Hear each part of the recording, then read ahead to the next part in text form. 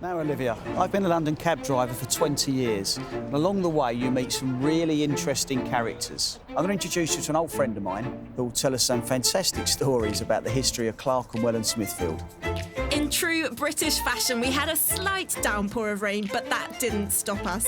We stopped outside Farringdon Station, where Derek introduced me to his friend Rob Smith, who is a local tour guide. Could you tell us a little bit about the history of Clerkenwell and the significance of this district in relation to London as a general? Well, Clerkenwell is a really fascinating place. It's really the original London suburb. As medieval London was growing, it started to expand outside its city walls, and the first place it expanded was Clerkenwell. The Clerkenwell comes from an actual well called the Clark's Well, and believe it or not, that's still here today. Water supply was really important, obviously, for any city, but even in the Middle Ages, you weren't really wanting to drink water out of the Thames, so fresh water was really important.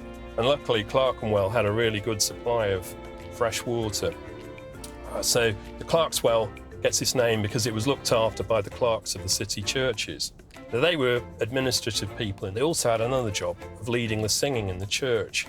And while people were queuing for the water, there'd often be a bit of a social occasion. And it's not long before you hear of plays being put on at the Clark's Well. So the entertainment carries on throughout Clerkenwell's history.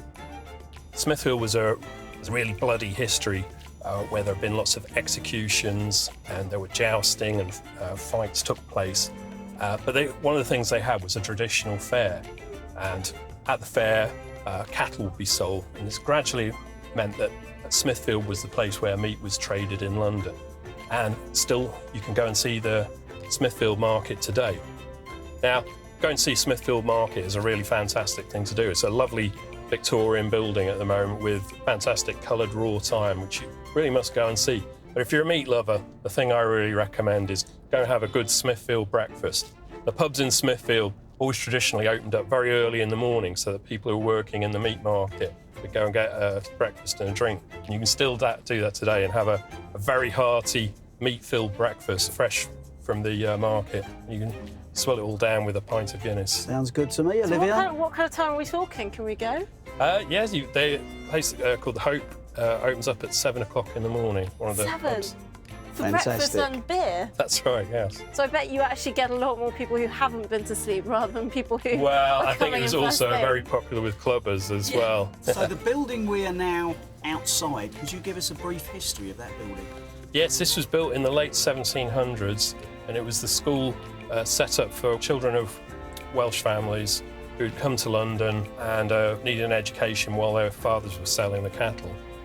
And then later on, it's taken over by Russian revolutionaries. They publish the magazine Iskra here. All the revolutionaries are on the run from places like Russia and Germany. And the most famous of them is the Russian revolutionary Lenin, who worked in this building. He was working on the magazine Iskra. Later on, it becomes a building called the Marx Memorial Library, and it's a place where documents for things like the Spanish Civil War are kept and things to do with trade union history. So it's got an incredible collection of documents, all from the 20th century, which you can go and visit. London was seen as a sort of particularly great place to live, a land of great opportunity. But when you get here, you find you can only really afford to live in the cheapest possible place. Sounds a bit like today. Yeah, exactly. It's a situation I'm quite familiar with. Absolutely. Well, Clerkenwell had the place with the cheapest possible accommodation, a street with the worst reputation in all of London, a street called Saffron Hill.